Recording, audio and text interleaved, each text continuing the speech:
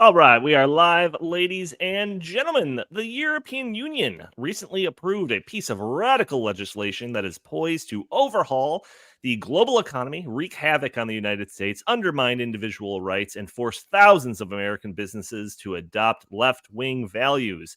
Also looking to cripple the United States economy are longshoremen who officially went on strike this week. We are going to be talking about all this and more on episode 467 of the In the Tank podcast.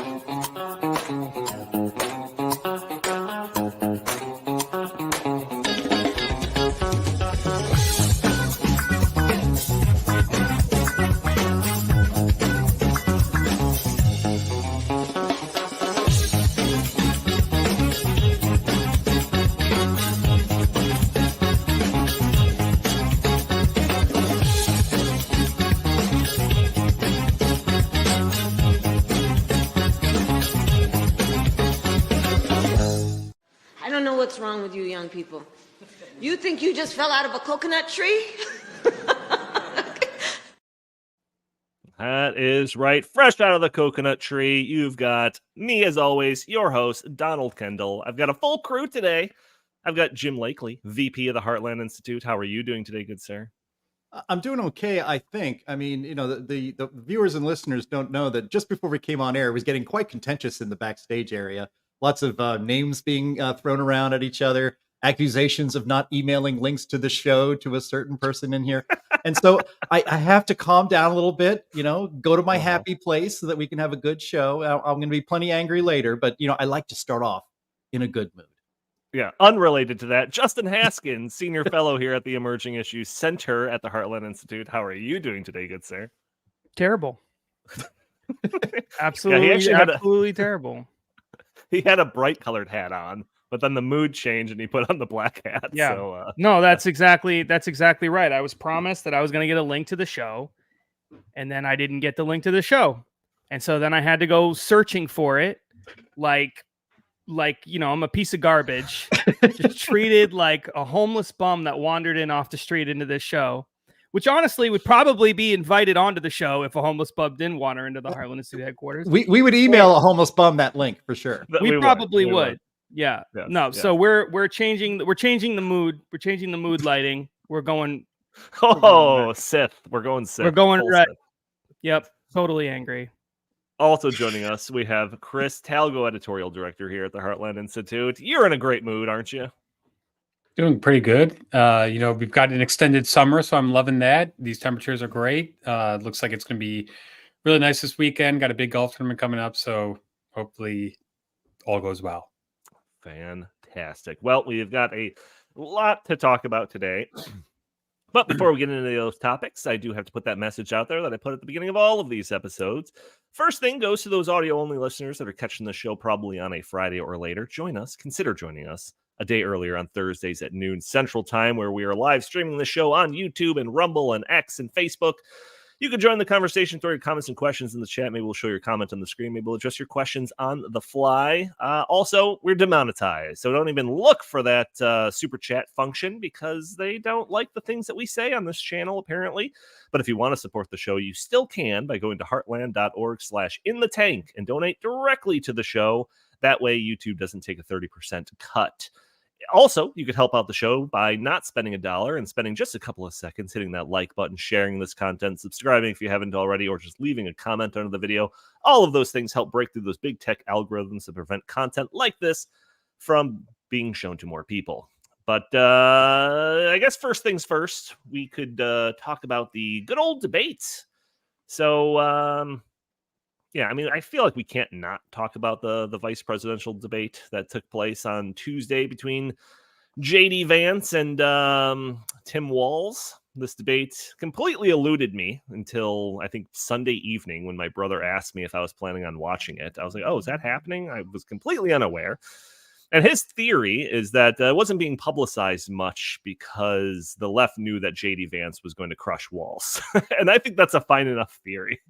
So I did end up watching, admittedly, only probably half of it in between, you know, putting the boys to sleep and stuff. But to me, I think it was a pretty clear victory. I mean, Vance came off as clear, concise, knowledgeable, level-headed. He appeared focused. whereas Walz came off like a stunt double for Don Rickles, just overwhelmed by the stage that he was on. So, Chris, I'm going to go to you first on this one. I know that you watched the whole debate. I'm sure you watched much of the coverage from various news outlets. So, what is the consensus on what went down on Tuesday night? Good question. I think the consensus is the mainstream media, the MSNBCs and CNNs, don't really want to talk much about the debate. They've actually tried to ignore it as much as possible. But I agree with you. I was very pleasantly surprised by JD's performance. I thought he was very articulate. I thought he did a great job of introducing himself to America. I thought he did a really good job of explaining why Trump's economic agenda, which JD Vance is fully in favor of, is going to be much better for the vast majority of working Americans, and why Kamala Harris's policies are actually going to make life even worse. I agree with you. I think Tim Walz just seemed like he was flustered a lot. I feel like he just wasn't prepared, and I feel like he was just not really, nearly as engaging as JD Vance was. I also thought it was kind of interesting because they did the split screen a lot, like we're doing right now. And what they showed was when JD Vance was talking, I was watching the facial expressions and the body language of Tim Walz. He was agreeing much of the time, shaking his head like this, like just in nodding in agreement. So I thought that was just a little bit odd. Like, wouldn't you think that he would actually be disagreeing when JD Vance is laying out the Make America Great Again agenda, but he actually didn't do that. So, I mean, those are some of the things that stood out to me. In terms of the coverage, one of the things that is becoming clear is that women actually thought that JD Vance did a great job, and that he was not this freak weirdo that the mainstream media has tried to portray him to be in over the past couple of months. So I think we actually saw a future superstar in the GOP. I was very glad to see that JD was not taking the establishment banner by any means. He stuck to his guns. Good for him. And I thought in a couple particular instances he could have really taken it to Tim Walz, but he didn't. And I think the civility that JD Vance demonstrated was also very good. And I think that the American people really thought that was a breath of fresh air. And I think that JD Vance set himself up for a very good political future. Yeah, Jim, I mean, it's a vice presidential debate. I know that we're kind of in this little echo chamber. We're kind of in the industry of kind of paying attention to this stuff. But do you think that this moves the needle for anybody, regardless of how the debate went down? What are your thoughts? Oh, classic, Jim. Put that on your bingo card. I usually remember when I mute myself. Middle thing. Go ahead. Great. All right. Well, so the answer to your question is, I don't know if this moves the needle very much. I mean, this is going to be a close race all the way. Maybe there's some polling that shows that things have swung a little bit toward Trump's way. But what I think it actually does is for those, I think 46 million people saw it, which is quite below what I thought. I think it was 67 million people watched the Kamala Harris-Donald Trump debate. So quite a difference in audience. But what JD Vance was able to do on Tuesday night was to communicate and sell the MAGA agenda to normies, to swing voters, to independents. And frankly, he sold the Make America Great Again agenda better than Trump does. I mean, when Trump's, even in his stump speeches, he tends to wander and have asides and tell stories, and it can be kind of hard to kind of get sometimes to the meat of his message and his agenda and his platform. JD Vance was the most prepared and eloquent debater as a Republican for either president or vice president I've ever seen in my lifetime. And I've been watching these things since, when I was 14 and Ronald Reagan wiped the floor with Walter Mondale. He was relaxed.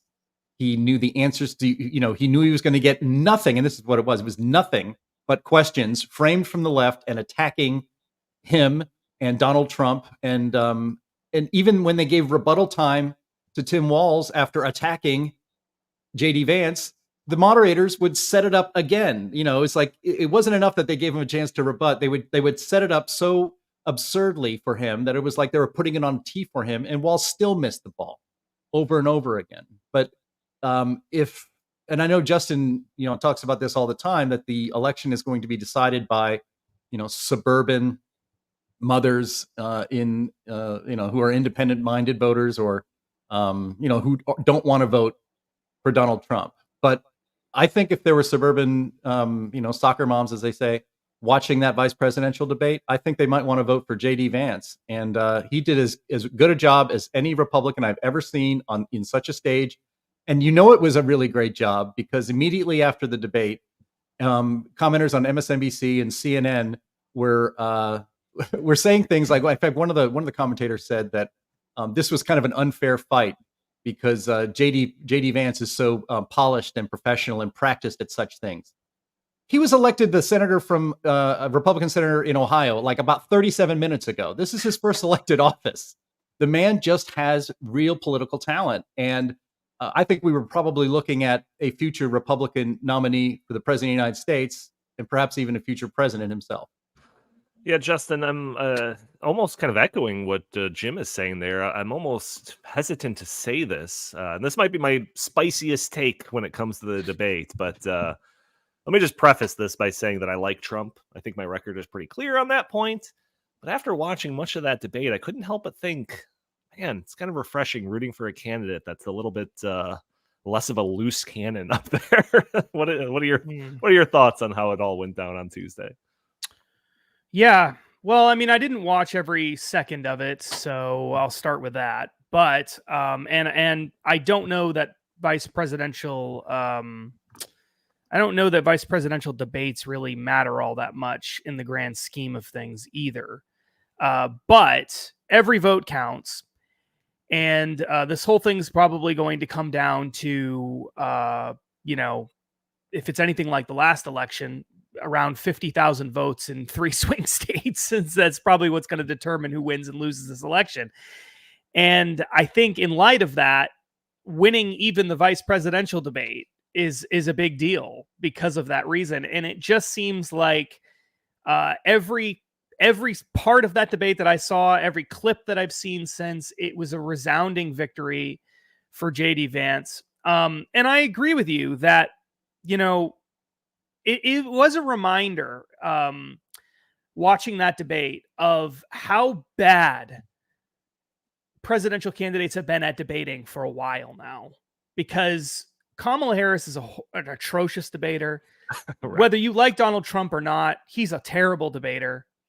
When you watch, he's good in the Republican debates because he doesn't have to give details. He can give little snippets of information, and everybody knows what he's talking about. So he doesn't have to necessarily, give lots of detailed names. He doesn't have hostile people asking him questions, stuff like that. But when you actually force him to drill down on policy details, Trump sounds terrible because he doesn't know policy details. Kamala's terrible. Joe Biden doesn't even know where he is half the time. Can't tell the difference between his wife and his sister. So that's a problem for him. Obviously, his debate performance was so historically bad that he was forced out of the race because of how bad his debating was. And then obviously you go back to Clinton, Trump, and Clinton, is a more seasoned politician and whatever, but not the most likable person by any stretch of the imagination. So you got to go all the way back to like 2012 before you had a last big high profile debate between two people who really were like pretty solid at it. Mm-hmm.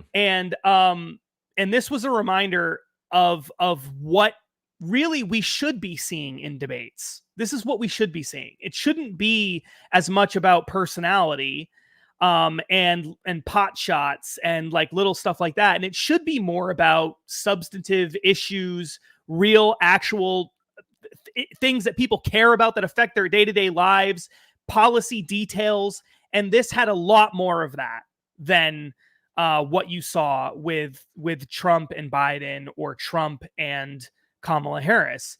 And so it's kind of sad in a way. The debate made me a little sad. On the one hand, I was happy that Vance did so well because I think his agenda is much better for America. I think he's a much better representative of conservative policies.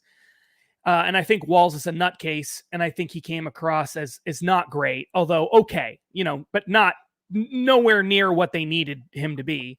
But at the same time, it made me a little sad because I thought to myself, this is really what it should look like on the presidential stage. Right. And it's not this, and it's not going to be this for ever. 4 more years, at least, and maybe never. And never. And so it was kind of sad. Yeah. Yeah. I can't wait for AOC, in 4 years to be debating against. Oh my gosh. Why are you manifesting that into the universe? Actually, is she? I don't think she can run in 4 more years, right? We've got a little bit more time. Do we? I hope. All right. I don't know. I hope so. All right. Well, let's move on.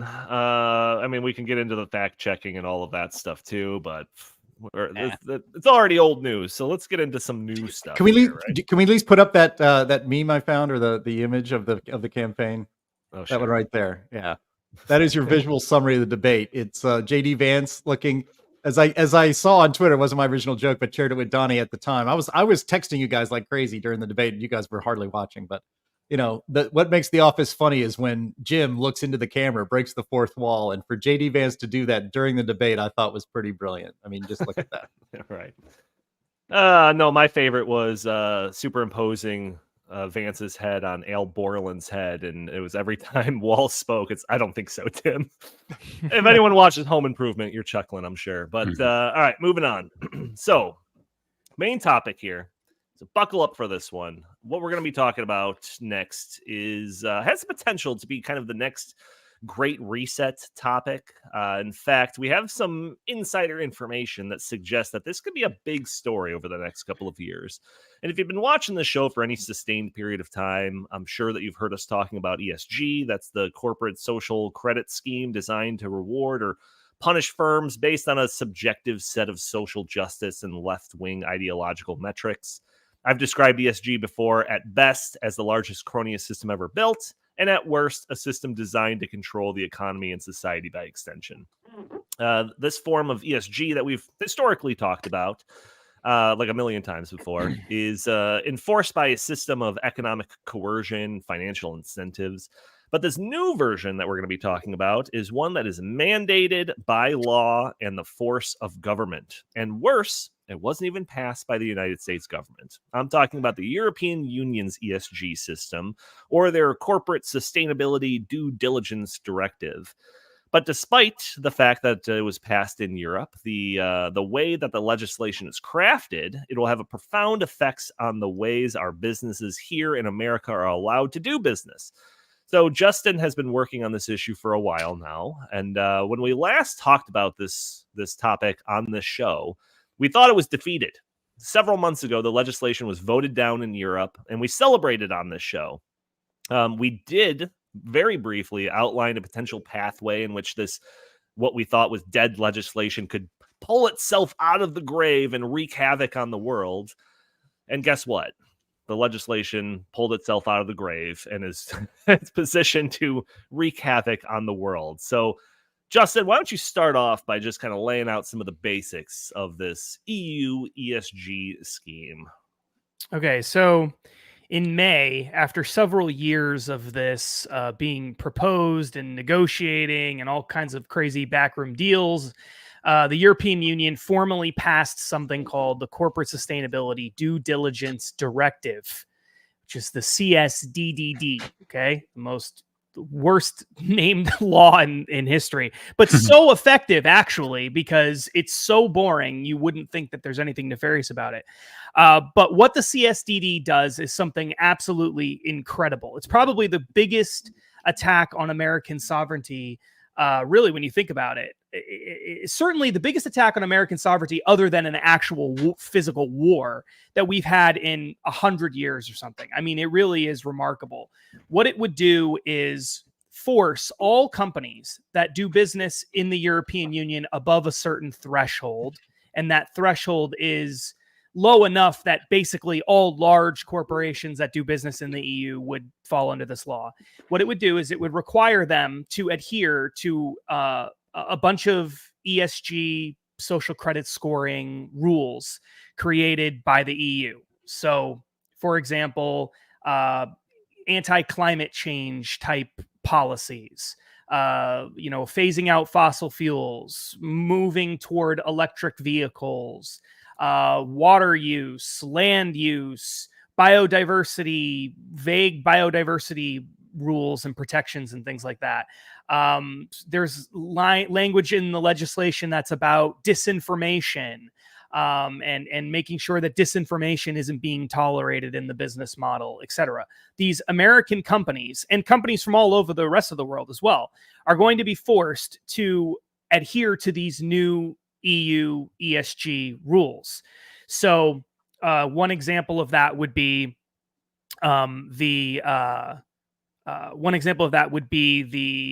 Ford, or McDonald's, or Apple, or Microsoft, etc.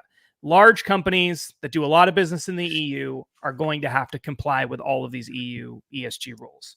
Now, that in and of itself is really bad, because what it means is you're going to have all of our economy and society impacted, because these big corporations have a significant influence on the way our country operates. So if just Apple and Microsoft and all of those kinds of companies, Ford, McDonald's, etc., all just started moving to the left in their hiring policies, their corporate governance policies on climate change, etc., that would have a massive impact, just that alone. But what makes this thing really, really crazy is that the law requires, as part of that, what they call covered companies. So one of the responsibilities for these covered companies like Apple and Meta and Ford, etc., is that they have to make sure that all the businesses in theirs, or most of the businesses in their supply chains, upstream and downstream of their businesses,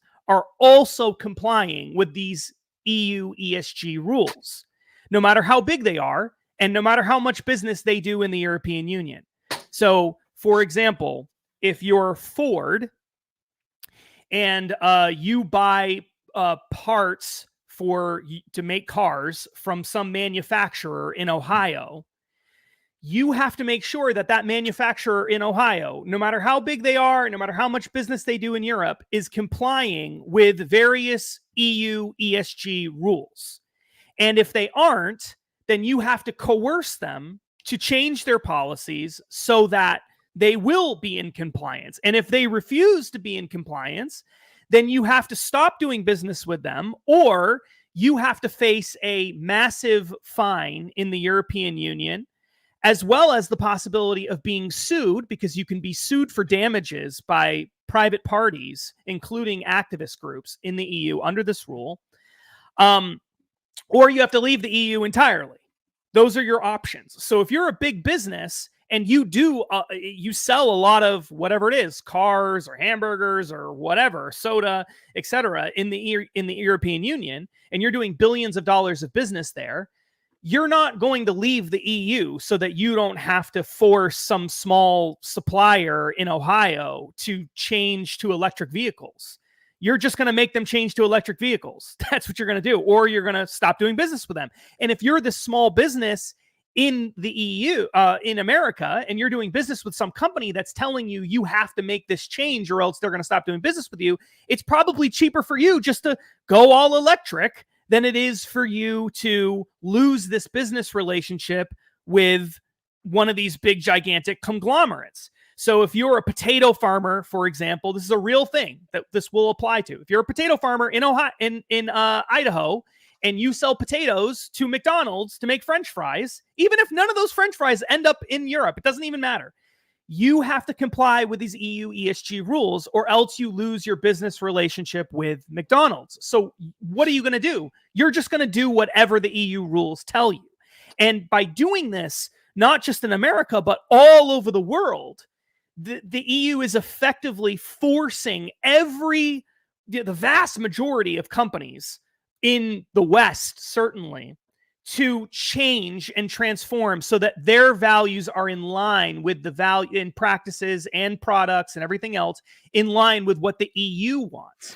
So the EU is literally taking over a giant chunk of the regulatory burden for these other countries and imposing its values on all of these people all over the world, many of which, unlike in America, really can't. I mean, you're talking like, think about the average farmer in Guatemala that sells some product to some gigantic corporation that does business in the EU. And now this you're a farmer that does, I don't know, maybe you're in Colombia and you farm coffee beans and you sell coffee to McDonald's. And now McDonald's comes to you and says, sorry, but you're going to have to change all your practices or else you're done. We're not doing business with you anymore.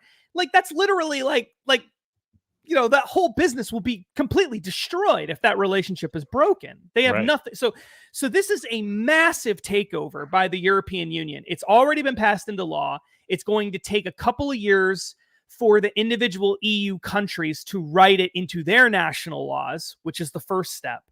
And then beginning around 2027, it starts getting phased in for companies based on size all over the world.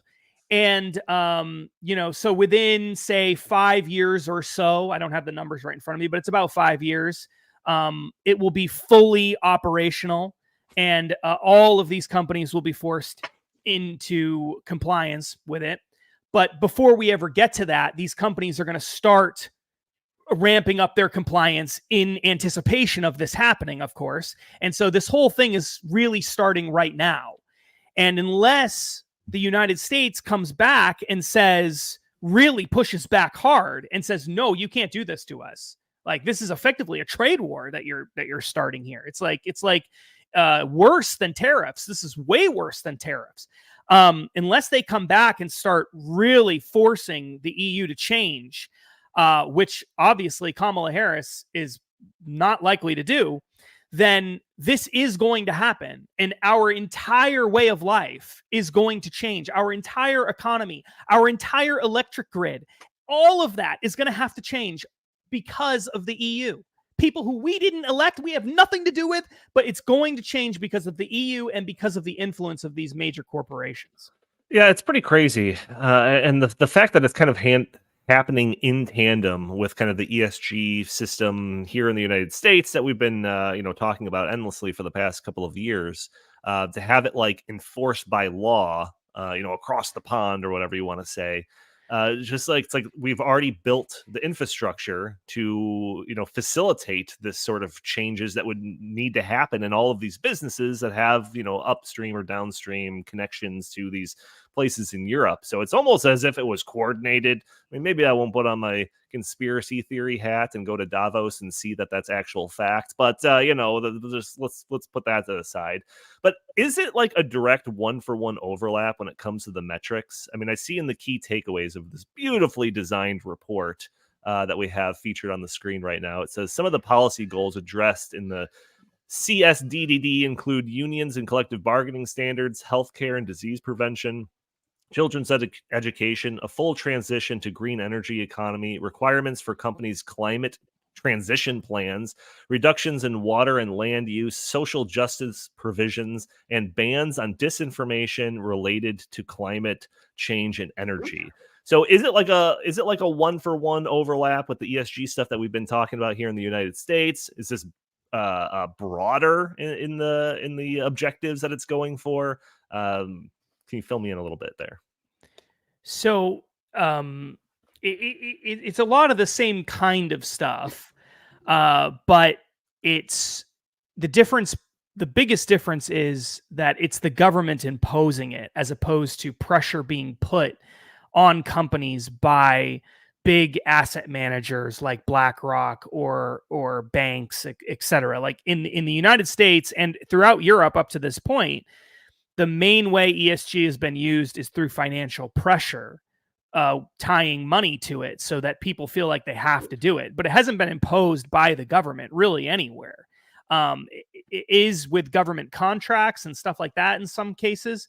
Government pensions have been involved with this, but they haven't they haven't been forcing people through regulations to do it. And in America, they can't. At least on a lot of things, because in a lot of ways you have a lot of these ESG metrics, you run into like constitutional problems. Like you can't ban disinformation through some ESG system because now you're running into issues with the First Amendment. But the EU can, because the EU doesn't have to comply with our First Amendment. And so this is the genius of the system. They figured out a way for what the left has always wanted is for us for a long time now is for America to be like Europe anyway. That's what they want. They want us to adopt the European sort of socialism light system, a light smiley face fascism. Like that's what they want. That's what they want. That's what they've wanted for a long, long time. But they haven't been able to figure out a way to pass those laws here effectively. They've tried and they haven't been successful at it. So what they did was they said, okay, well, let's do it through these big corporations. Let's buy off all the big corporations and get them to do it for us. And we'll just print lots of money and we'll give it to them and we'll and we'll do all these cronyist schemes and invite them to all these fancy dinner parties and make them feel like they're, these saviors of the world. And we'll get them to impose their left-wing values through the private sector. And that was working. And then all of a sudden that stopped working as well. And there was this massive pushback started largely by the Heartland Institute. And now they've decided, okay, well, let's just have the Europeans force it on the companies who will then force it on our companies. Right. And then we can't do anything about it here in America unless we have a president who's willing to go to like war, like a trade war with the European Union. And how many of them actually want to do that? The vast majority, all the Democrats are in favor of these policies anyway. And so they're not going to go, you're not going to Kamala Harris go over to the European Union and say, stop making us go green. Like that's not going to happen. So, and they know that. So it's a really, really ingenious way of making America more like Europe without having to pass a law in America. And without making it driven entirely by American companies. So now you can't even say, well, BlackRock's the villain or, some big bank is the villain. No, because they're just saying, look, we have to do this because the European Union is forcing us to do it. Our hands are tied. And so what are we going to do? We can't hold the EU bureaucrats accountable directly. So you need a president who's going to get up there and fight like hell to stop it. And we do have someone running for president who probably would do that, but most of the Republicans won't even do that. So it's an ingenious, diabolical, horrible system that will not only crush our economy by forcing the prices of everything to be higher, by forcing us to go to less reliable, less affordable energy sources like wind and solar that will force us to adopt all these radical environmental rules and things like that, force us to adopt all these woke things, force us to adopt disinformation policies and all this stuff. It's going to completely transform the way our economy and society works. And it's a complete affront to our national sovereignty. But in addition to all of that, we can't even just simply pass a law and end it without having a president really lead the charge on it. And there's a pretty good chance that we won't have a president who does that. If you just look at the last 16 years of presidents, we haven't had too many Republicans in the mix, and they know that. And that's all part of the calculus here. You know, it's funny, Justin, I'm a child of the Cold War, and we were always in fear of global communism marching across the globe, led by a government, the USSR. And as it turns out, what we really needed to fear was global fascism that was put in place by the private sector and the EU. It's just crazy. A public-private partnership. That's the World Economic Forum's championing slogan over there. So yeah, right. But Justin, I have a question. So I mean, you say that we may elect a president who will resist this, but as it stands now, what is the ultimate enforcement of this scheme? And isn't it conceivable that companies in America can just say, "To hell with you, not doing it," and then just see how that goes and just concentrate on America? So there's two things in it that make it less likely that would happen. So the first thing is the fine that you could face under this policy is extremely high if you do business in the European Union. Who fines you? Who tell them to go to hell? So if you are a company that does business in the European Union, they would fine you. So you would have to leave the EU to escape the fine. So it would be like if you're Apple, for example, this policy would apply to you. So you're Apple, you don't force these rules on all of the people in your supply chain. So then the EU would issue a fine to you, Apple. And unless you leave the EU and just stop selling your products in the EU, you have to pay the fine. And the fine is under the way the rule is written. There'll be these regulatory bodies at the national level in the EU that will be the ones issuing the fines. But it could be 5% of net worldwide turnover, which is essentially revenue. So we're talking, in the case of Apple, I looked it up, it was $19 billion is the potential fine for Apple. So for one violation. So the idea that they would accept that fine, which would cost them $19 billion, they'll never do that. Or leave the EU, which would cost them probably billions of dollars. They're never going to do that. Right. So it's just much easier for them to impose it on these other companies down their supply chain. Now, how do they do that? I think that's the question, right? Like, how does Apple force some truck driver in wherever in Minnesota to comply with this rule?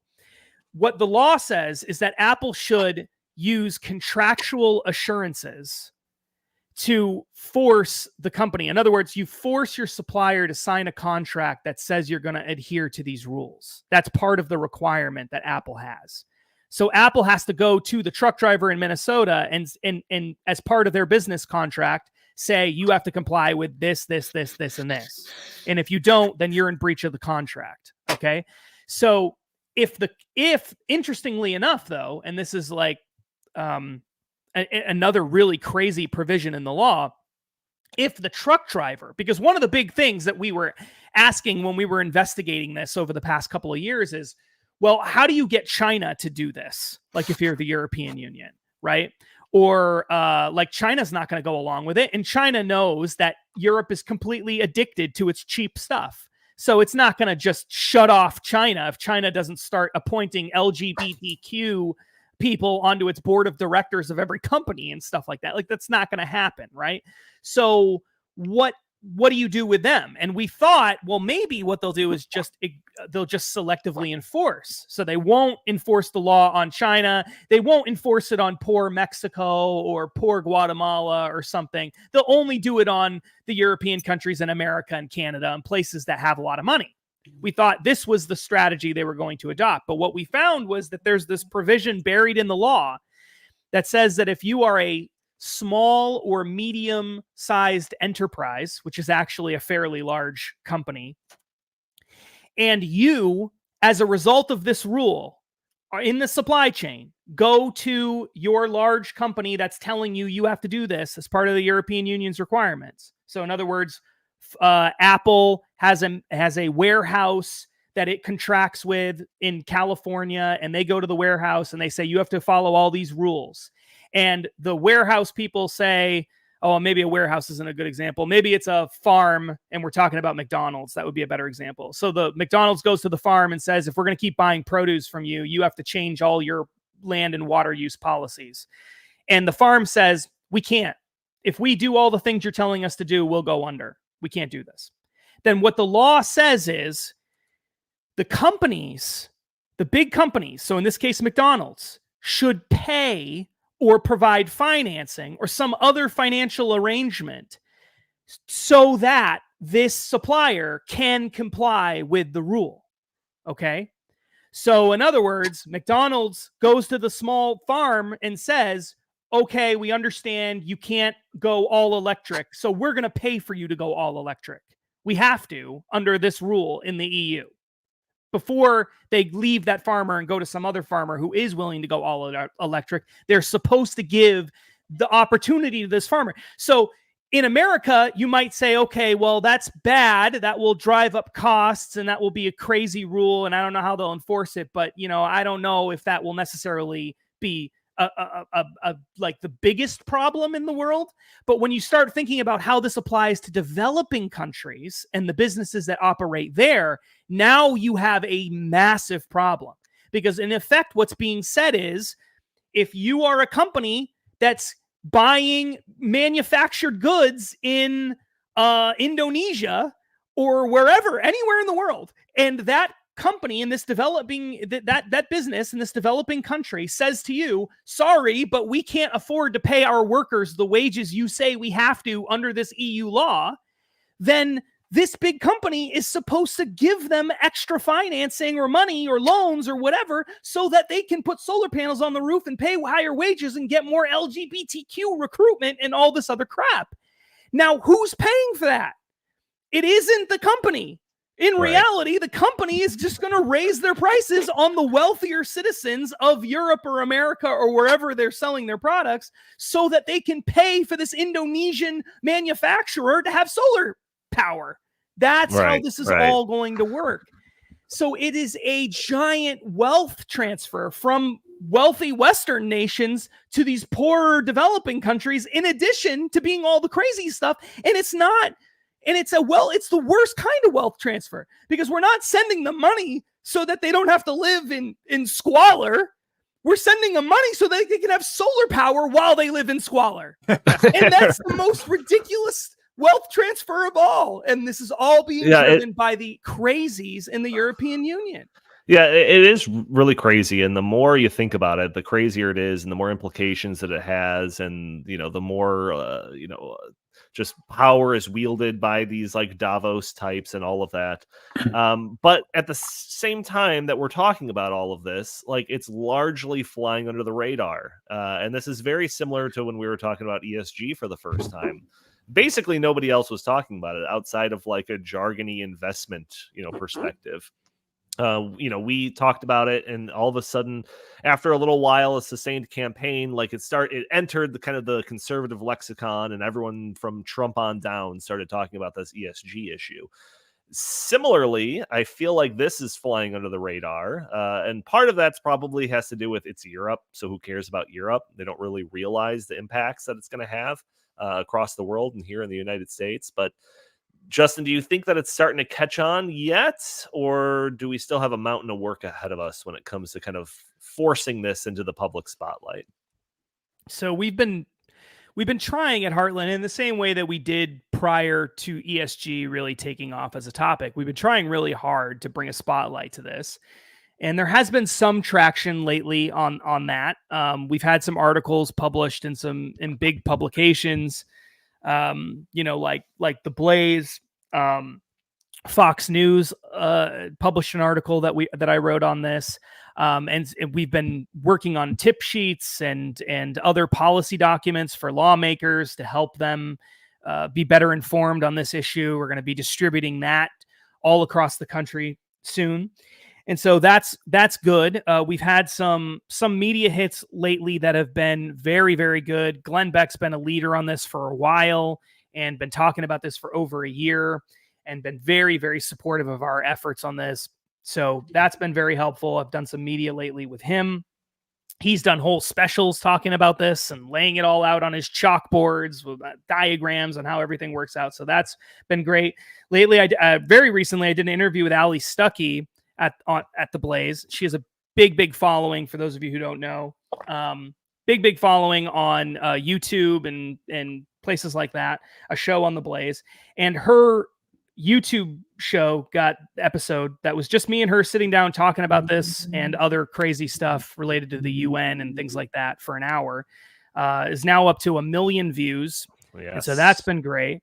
And so we have been getting some traction there. We also recently met with some policy folks on Capitol Hill, work for some members of the House, and that was very promising. They did seem to be aware. So there are at least some people in Congress, Republicans, who are aware of this and are starting to push back against it. I'm going to be circulating a letter soon to other agencies in the federal government. So there is some action being taken. There is some progress being made, but we are nowhere near the threshold that we need to pass to actually get action on this. And frankly, not to root for Donald Trump or anything like that, and we're not endorsing candidates or anything, but it's just a reality that if Donald Trump loses the election, it is virtually impossible that this thing will be defeated in the next 4 years. Oh wait, you were talking about Donald Trump earlier? I thought you were talking about Vernon Supreme or whatever. Vermin No. Supreme. Oh, No. okay. It was Donald Trump you're talking about. No, Thank it you was for Donald clarifying. Trump. Got it. Yeah. If he loses, I don't know how this stops, because Kamala Harris is not going to do it. Now, you could have something that happens in Congress where Congress, some crazy debt, ceiling crisis type thing where they force something into a law somewhere that, requires action to take place. And that kind of thing does happen on occasion, but that would require so much grassroots support and momentum. And we're working really hard to make that happen, but we are not there yet. Yeah, well, like I said, this topic is positioned to be like a great reset level topic over the next couple of years, and we are going to be doing our best to be right at the epicenter of it. So, stay tuned to work from us at the Emerging Issues Center, Heartland Institute, and the In the Tank podcast to stay up to date on this developing story here. But let's move on. Let's move on to another thing that is the potential to cripple the United States economy. That's not my words. So on Monday night, midnight of this week, dock workers and longshoremen on the East Coast ports officially went on strike. They are demanding substantial compensation increases and protections from automation. The International Longshoreman Association Union points to billion-dollar profits as justification and demand increased wages. But let's not have me explain their case. We can hear it straight from Harold Daggett, the ILA's chief negotiator. So if we have that clip of this very stately official guy talking about it, let's go ahead and play that clip, please. These people today don't know what a strike is. Right. When my men hit the streets, from Maine to Texas, every single port will lock down. You know what's going to happen? I'll tell you. First week, be all over the news every night, boom, boom. Second week, guys who sell cars can't sell cars because the cars ain't coming in off the ships. They get laid off. Third week, malls start closing down. They can't get the goods from China. They can't sell clothes. They can't do this. Everything in the United States comes on a ship. They go out of business. Construction workers get laid off because the materials aren't coming in. The steel's not coming in. The lumber's not coming in. They lose their job.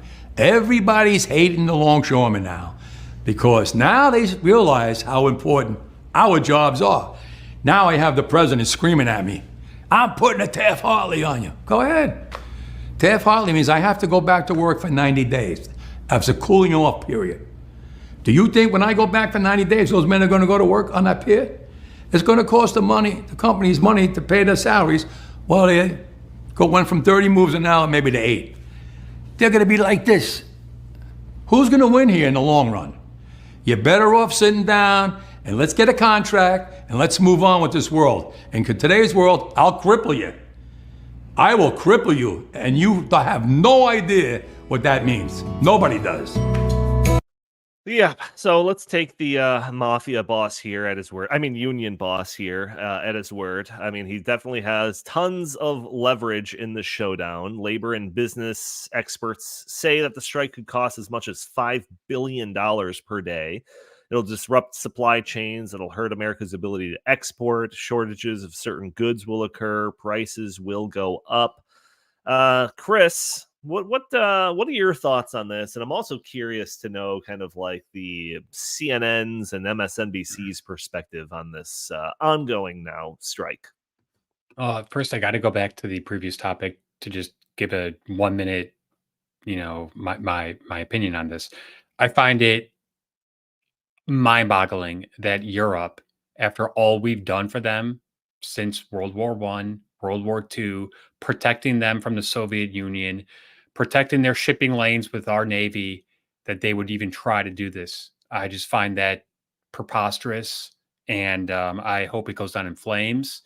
And there's a part of me that also hopes that this completely backfires on Europe and puts them, back in the economic Stone Age. And I say that sadly with people who still live there, family members who still live in Germany and Norway, but This is just absurd. I can't believe that they're even trying to do this. Now, on the dock workers strike, like I said, well, not like I said earlier, but like the BP debate, the mainstream media is not covering this very much. But Fox News is covering this, and I've been doing some reading on this, and I think it's just another example of how these unions are trying to hold America hostage. And we saw this happen during the Reagan years with the air traffic controllers when they said we're just not going to go to work, and too bad, no flights are going to be able to take off our land. And what did Reagan do? He fired every single one of them and said, no, you can't do that. So unfortunately, we don't have a president right now who has the backbone to do that. And I'm afraid that they're going to get away with this for quite a while. And the sad part of this is it's going to hurt the American people at a time when we're already hurting big time. This is going to make inflation worse. This is happening with the holidays, a couple months away, so people are not going to be able to buy Christmas presents and that kind of a thing. It's just so sad. It's so sad that these dock workers, and I feel for them in some ways because they are hard workers and they were there doing their thing during the pandemic, and I get all of that stuff, but they're also extremely greedy in some ways. And the fact that they want an 80% pay raise over a 6-year period and turn down a 50% pay raise over a 6-year period is really difficult for me to accept. Mm-hmm. They also insist on no automation whatsoever. Everything must be done by hand, by people. And that I can't understand that. I mean, they think that they can block technological progress by striking. Like, wow. I also know that this is obviously only occurring on the East Coast, and they were very, very mad on the West Coast because the West Coast went into a mini strike for basically the same problems or the same demands, and they gave in very, very quickly. And they did not get their no automation in the future. They did not get the outrageous pay hike that they demanded. And now the East Coast longshoremen are saying, well, you guys, didn't hold out long enough. We're going to hold out long enough. And just listening to that union boss, who, by the way, does make vast amounts of money and lives in a very big house and has a very nice life, for him to treat the American people the way he does, and for him to just play so loose with the language that he did about, yeah, we're just going to shut down the country and there's nothing you can do about it, and like, ha ha ha. It's hard for me to understand where he's coming from with that. I mean, it's almost it's evil in some ways. He's almost as if he's trying to impart as much pain as possible, so him and his cronies can just get some more money. And I don't know. It's a sad state of being. Obviously, I understand that unions played a very vital role, especially 100 years ago or so when the Industrial Revolution was really just coming into being, and there were corporations that absolutely took advantage of workers. Those days are far gone.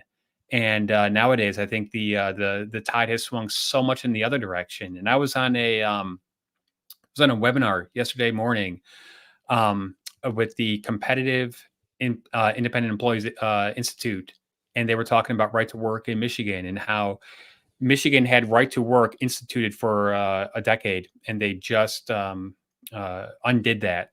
And they were saying that in that decade, manufacturing jobs flourished. The Michigan economy was great. Their wages were up. It's been 2 years now since, and manufacturing jobs are going back down. Wages are going back down. So these unions are just in this protectionist mindset that they do not need to be in. It's this stupid idea of everything's a zero-sum game, when no, it's not a zero-sum game. Actually, the unions can have your cake and eat it too, and we, the American people, can also do the same. I wish that there was more cooperation and less of this us against you, you against us mentality. It's really sad to see. Yeah, Jim, I mean, I see people, I've already done it here, like joke about unions and being like a government sanctioned mafia. I mean, that guy's rhetoric isn't doing that that depiction any favors, but I mean, this just, I don't know. It seems pretty crazy, and yeah, the timing of it seems even crazier. What are your thoughts on this? Yeah, I mean that was like a scene from The Sopranos, for crying out loud. You know, Exactly, I wanted a bada right. bing, bada boom kind of stuff. It's like you gotta be shitting me with this stuff. But you know, someone on X mentioned. I mean, this isn't applicable necessarily in this case. They said, you know, we need to go Ronald Reagan on these assholes and just fire them all and automate the docks right away and bring out the National Guard to protect the ports from the union thugs and mobbed up guys that want to come back and take their jobs. Because this is the fact. The United States of America, the most important economy in the world, has the slowest, least efficient ports and port delivery system on the globe. And it's not close. It's basically, we're still stuck in the 1950s while the rest of the world is in the 21st century. I think we have a clip here, and maybe Andy can show it in the background, of what a real modern port looks like from Singapore. That's not what American ports look like. You know, so it's hard to actually even measure how much that inefficiency at our ports costs us in economic growth. I mean, I'm sure there's been studies done. It just occurred to me now that the amount has to be pretty significant because inefficiencies anywhere in the chain of economic activity makes that economic activity less vibrant. And so it's a choke point really for America's economy. And this also actually plays into Trump's agenda. I know that his appeal and his "Make America Great Again" stuff, message, I should say, not stuff, but message. Part of that is he wants to bring manufacturing back to the United States. If we were to bring more manufacturing back to the United States, we would need fewer imports from China and Southeast Asia and other places around the world because we'd be making those things here. And then I guess we'd be dealing with the truckers union, but not the longshoremen's union anymore. And so that actually plays into his agenda. So the longer the strike goes on, if Donald Trump, and I know he actually has a lot of union members voting for him, I bet a lot of those union members are looking at what the longshoremen are doing here and how they're leveraging their power in our economy at a very precarious time for a lot of Americans, especially those in Appalachia who are drowning and dying in those floods, and now had died and drowned in those floods, and now need a lot of materials to rebuild as quickly as possible. And this guy's like, I'll cripple you in the middle of a national crisis in a large swath of land, in the middle of hardworking American country. And so, maybe I think Trump should talk about this. I haven't seen if he's talked about it. I guarantee you that if he hasn't said it yet, he would say that, give me 5 minutes on the phone with these guys, we'll work out a deal and it'll all be done, right? He's the big deal maker. But, if there was justice, you could go full Reagan. And by Reagan, I mean, I forgot, I kind of stole a base there. I mean, when he fired all of the air traffic controllers, people said, you can't do that. Oh yeah, watch me, I'm going to do that. And that just happened. You have to have balls to do something like that. And of course, this administration is just sitting there letting the longshoremen get away with this. They asked President Biden what he thought about it. And I think he mumbled something out, but he's certainly not going to be helping the American people in this time of crisis. But, we have a natural disaster in Appalachia. We have Christmas coming up. We have economy that is struggling, and it needs all the help it can get. And these guys, as Chris said, are holding out for a 77 to 80% pay increase over 6 years, was it? Yeah. When the wages for everybody else in America are stagnant or falling. And to come out, I guess that's just kind of the defining characteristic of a thug union boss. He's completely arrogant. He does not care about anybody but my guys. And he drives around literally in a Bentley and makes $900,000 a year. And he doesn't actually do any work. So yeah, we need to automate America's ports as quickly as possible.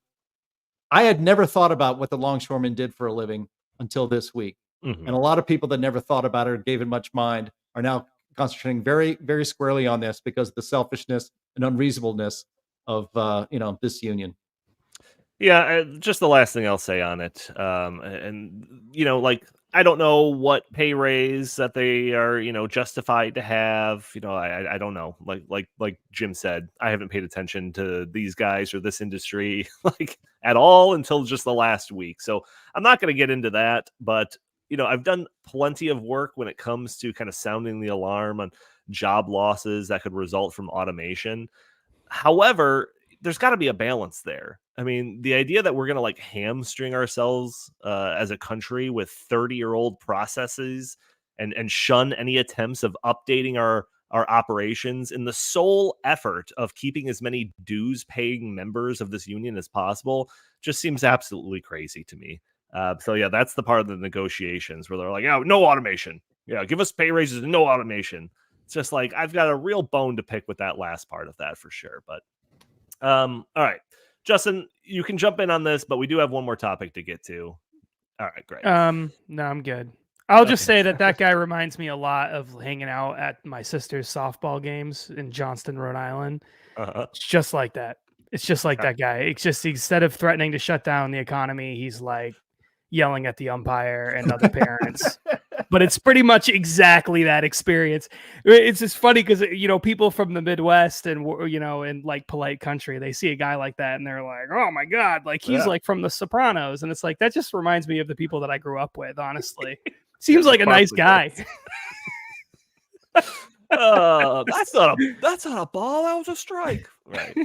All right. Let's end the show with a little reminder of the rhetoric that's espoused at places like Davos and the World Economic Forum. So recently, former climate czar John Kerry took part in a panel at the recent World Economic Forum Sustainable Development Conference, where he had this to say about disinformation and that pesky First Amendment that keeps getting in the way.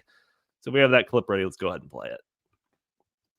And I think the dislike of and anguish over social media is just growing and growing and growing. And it's part of our problem, particularly in democracies, in terms of building consensus around any issue. It's really hard to govern today. You can't, there's no, the referees we used to have to determine what's a fact and what isn't a fact are kind of, been eviscerated to a certain degree. And people go and that people self-select where they go for their news or for their information. And then you just get into a vicious cycle. So it's really, really hard, much harder to build consensus today than at any time in the 45, 50 years I've been involved in this. And there's a lot of discussion now about how you curb those entities in order to guarantee that you're going to have, some accountability on facts, et cetera. But look, if people go to only one source and the source they go to is sick and, has an agenda and they're putting out disinformation, our First Amendment stands as a major block to the ability to be able to just, hammer it out of existence. So what we need is to win the ground, win the right to govern by hopefully having, winning enough votes that you're free to be able to implement change. Yeah. What does that obviously mean? there are some people in our country who are prepared to implement change in other ways.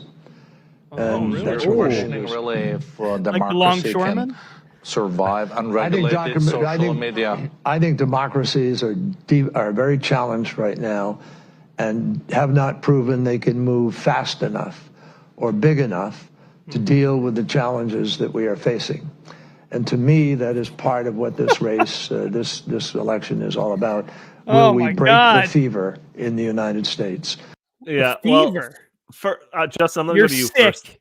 You're I'm sick, gonna go to... Donald. The show's sick. You're all sick. That's true. We have been demonetized already. But before I go to you, Justin, I do want to congratulate John Kerry at securing the role as Herman Munster on the upcoming, Munster Reboot. Family, reboot. So that's good. But yeah, it seems like, I don't know, we've talked about this issue, the First Amendment, and people kind of the rhetoric raising against it, and the crusade against misinformation and disinformation. We've talked about this a lot on the podcast in the last several weeks. So Justin, do you think that there's like kind of a more of a concerted effort when it comes to that issue going on right now? What do you think? What I think is he inadvertently proved why his language is so dangerous, because here he is. This guy was almost president of the United States. Let's remember that. He was almost president. He's not just some guy. He's not even just some senator. He was almost president of the United States. He's standing up there in this very powerful forum, and he comes within just milliseconds. Just he's right there. He's so close to saying get rid of the First Amendment. He's just so close. He flirts with it so hard, and then he uses these vague language about changes, and this election might change those things and maybe break our fever that we have in the United States. And like, he comes so close to saying it, and right in the midst of saying, well, lamenting about how we don't have these independent umpires fact checking everything, and that we can all just agree are the experts and we should just trust whatever they say. And the world we live in now, where we have, freedom of speech everywhere, is just the worst thing that's ever happened. And it's like, if we could trust the fact checkers, then everything would just be so much better. This is how he, is presenting all of this. In the midst of that, nobody asks him the question in this fact-checking, benevolent, wonderful, trustworthy mainstream press invited to this event. Hey, John, it sounds like you might want to get rid of the First Amendment. You almost said it, basically. What do you think about that? Should we get rid of the First Amendment? What do you think? Really press him on that. And of course, nobody does. They let this guy, who, again, almost president of the United States, come within as close as you could possibly do to saying, let's get rid of one of the most quintessential American distinctives and rights and protections and freedoms, and nobody even asks him a question. And then he wonders why the rest of the world, the regular folks of the world, don't trust the media or people like him or anyone in positions of power anymore. The World Economic Forum in general. Yeah, like maybe it's because you guys are all sitting around together lamenting about how much freedom we all have because we get to say some stuff on the internet while we pay like 40% more for every single thing that we have to buy in the world because you people completely screwed up the economy. And then you have the gall to stand there and say that we're all sick and deranged because we don't agree with you on everything. And because we don't think the New York Times and the Washington Post, which are all just your crony sycophants, are telling us the truth after lies and lies and lies and lies and lies, well documented. And of course, it would all just be better if everyone just agreed with John Gary and did whatever the hell he wanted. Yes, of course, I'm sure it would be better in his deranged mind. But that's not the world we want to live in. And notice what we want, the people, does not matter to him. He didn't say, well, we should get rid of freedom of speech because people don't want freedom of speech. That would actually be a more logical, reasonable argument. It's not true, but it would at least be logical, and it wouldn't make him a tyrant necessarily. I mean, it would, but not in the same way as saying, I know you guys all want freedom of speech, but screw you. You shouldn't have it because you're a bunch of sick people, which is essentially what he said. And instead of the media mentioning it, they just let him get away with it. Move on to the next question. Great, got it. Yep, jot that down. Americans are all sick. First Amendment, bad. Well, let's move on to the next tyrant and see what he has to say. Yeah, but Justin, it's so simple. It's because they agree with him. And, of course they do. Right. I know you know that. Just a couple quick things. I was surprised at how monotone he is, because I've been accused of being a little too monotone sometimes in my life, but man, that guy was as monotone as one can possibly get. So wow, I thought this guy was like a politician. They're supposed to be good at speaking, but whatever. He's 80 years old. I'll give him a little break. That's true, but it just seemed like he was really low energy, like really, really low energy. It's shocking that John Kerry can go out and say these kind of things. And like Justin said, there's very little pushback. It blows my mind. It just really goes to show that that's what they want too. And, we can come up with 1,000 examples of in the past few years how the quote mainstream media has been dead wrong on so many things, from the Hunter Biden laptop story to almost everything to do with COVID. Yet here they are saying, oh, well, you know what? We're always right and you guys are always wrong. So therefore, just give us 100% trust and we will make sure that everything that you see and hear is true. I do not trust them 1%. Oh, of course. And I really think that a lot of this goes back to Elon Musk taking over Twitter, because by doing that, that really changed the game. Before Elon Musk took over Twitter, Facebook, all those big tech social media companies were basically in cahoots, working with the government to propel the narrative that the government wanted them to put forth. Twitter, thank God for it.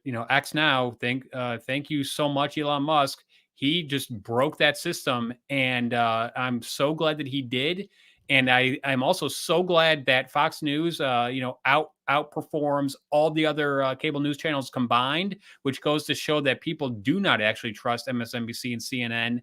And I can't help but think that John Kerry was alluding to Fox News in a couple of those comments, and how much he just hates the fact that that they're out there giving the alternative point of view, because we all should live in this Orwellian, dystopian nightmare, 1984 scenario in which we all just, are brainwashed and indoctrinated with government propaganda. And I know, Donnie, that you and Justin have a great book coming out on that very topic. And I can almost guarantee you that John Kerry would want to burn every single copy of that. But too bad he can't do it. I think he should be forced to read every single page of that book. So Jim, I mean, I know you're in a funk right now because Justin stole the mantle of rant of the episode. But I'm just gonna say, Justin, you really need to calm down. You need to get a hold of yourself. Nobody wants to hear somebody ranting and raving and screaming and throwing their hands around. This is a proper adult, mature program, and it's really a disgrace. Chris, you were almost as bad. This is just not what the people want. What the people want is a good source of information delivered calmly with an adult conversation. What?